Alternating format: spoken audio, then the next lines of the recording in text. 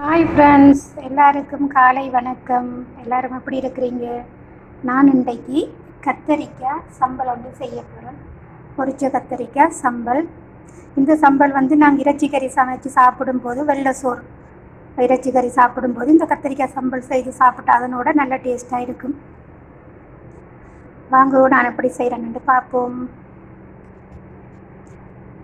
கத்தரிக்காய், பொரிச்ச கத்தரிக்காய் நல்லா டேஸ்ட்டாக இருக்குங்க.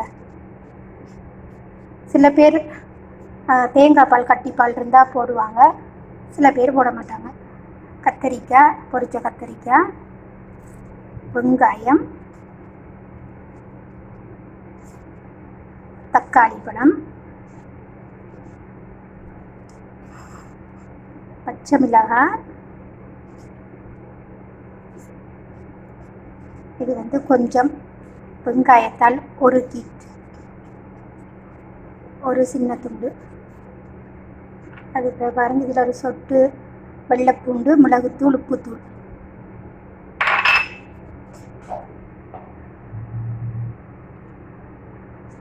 தேசி புளி,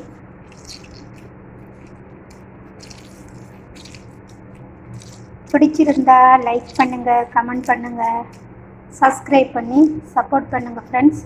நீங்கள் ஒரு தடவை இப்படி செய்து சாப்பிட்டு பாருங்கள். இறைச்சி கறி சோறுக்கு சும்மா அந்த மாதிரி இருக்கும்.